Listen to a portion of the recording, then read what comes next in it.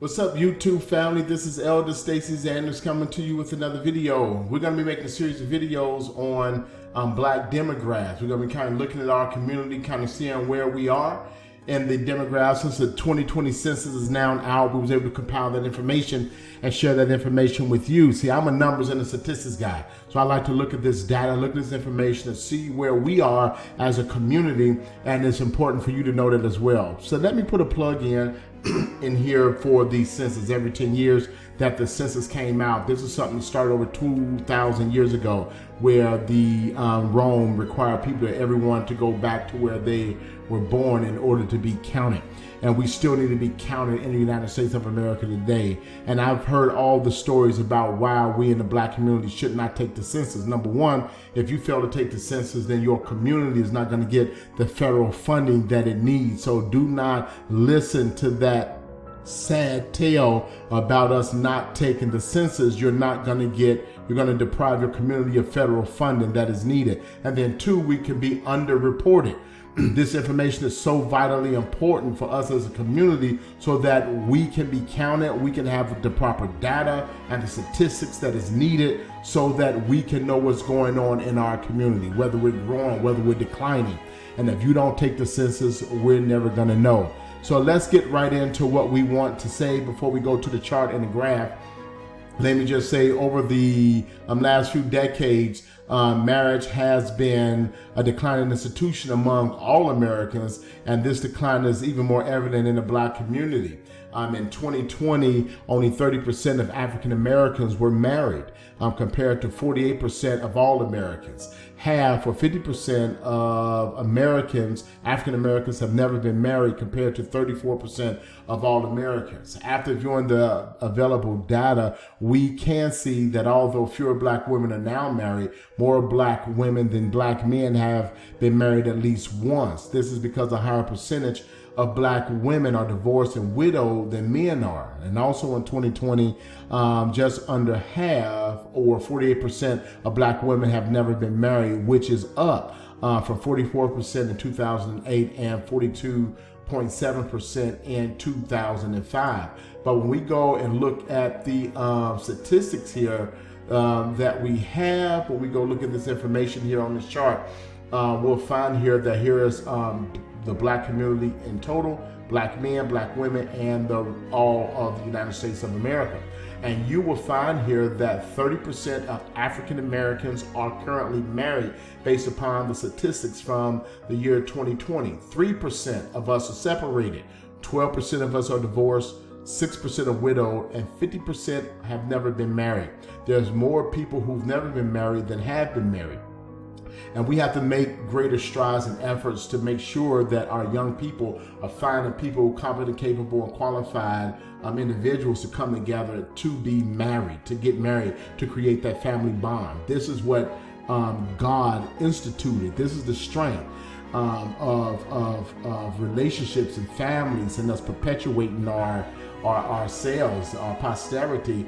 God designed for us to be in strong family dynamics and relationships. But before we get into that, let's look on. Only 50% of our black community have never been married, compared to 30% that are currently married. 50% are not married now.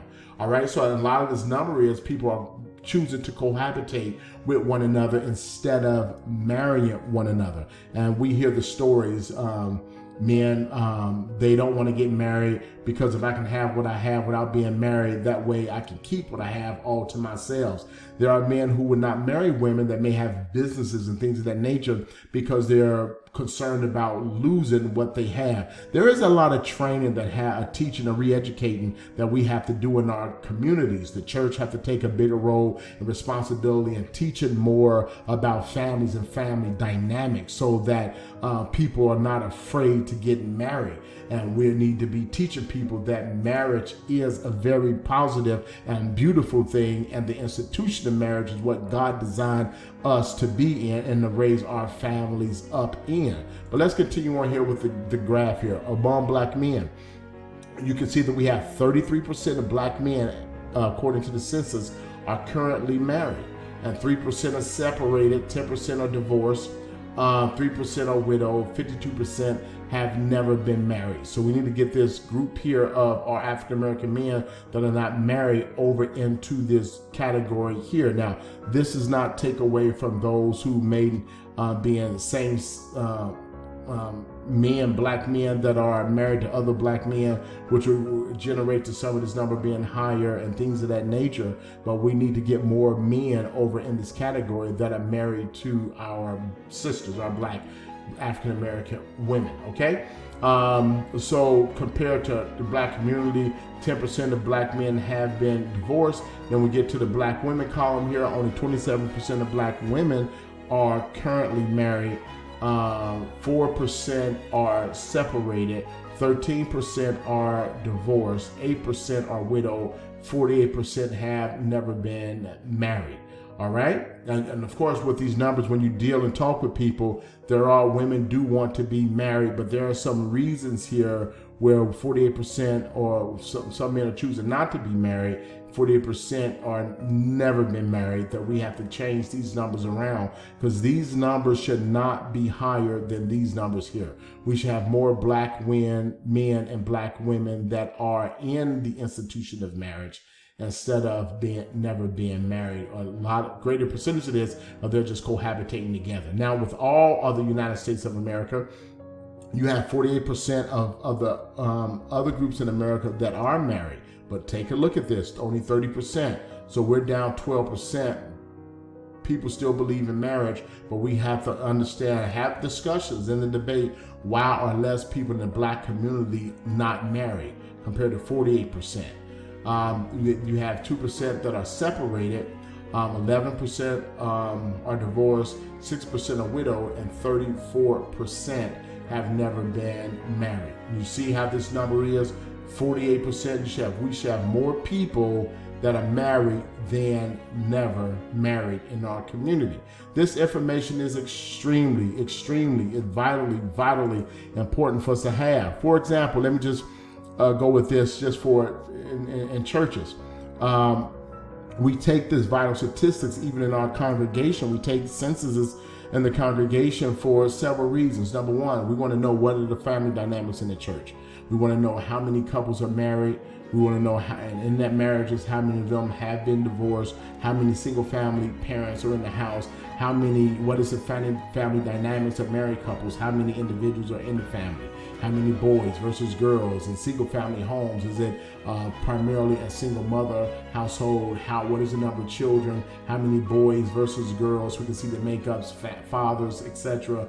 And we get these dynamics. Number one, it gives us several things. Number one, it tells us how to best minister to the people that are in the church, what type of social services that we as a body or a church can provide for these individuals. Some of them may need, it may tell us that based upon the numbers, we need some big brother, big sister programs. We need people to volunteer, family men that are in the church that can take one of these other young men as a big brother and be a mentor, and women in the church can take on who's in a marital relationship, take some of these females and become big sisters in a program that we can put together inside of our church and tell us what type of needs the church has.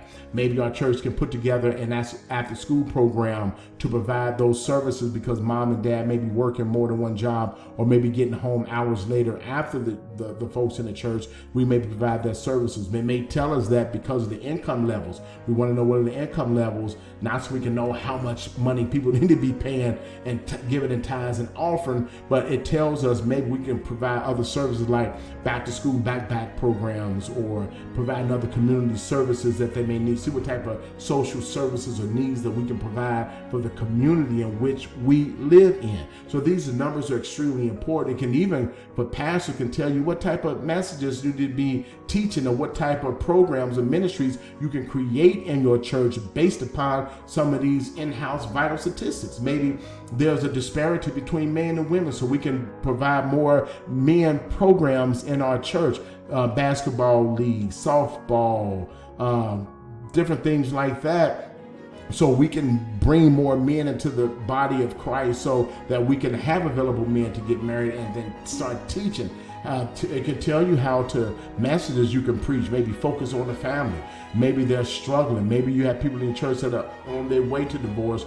These messages can come across the pulpit, can really assist in helping build and develop the people and ministries in the church. Maybe after school programs with me being in business and soon to be married. My wife is in business. These are programs we can mentor children by them coming on in the summertime, working with me, learning a skill, learning how to do human resources and jobs trainings and stuff like that she does to start help building the community up. These are the positive things that we need. This is the information. A lot of times these statistics, these demographics give us, the census give us, so that we can understand our communities a little bit better on a bigger scale, bigger level. Hey, this is Elder Stacey Dan. We're going to continue these videos. There's a lot of data coming out from the new census that was taken out. So look forward to it. We're going to be giving you the information, and we can help provide coaching, counseling, training, teaching, different things that people may need in order to build your ministries, your organizations, based upon this beautiful information that we get from the census. Okay, this is Elder Stacey Sanders. As always, until the next video, God bless you.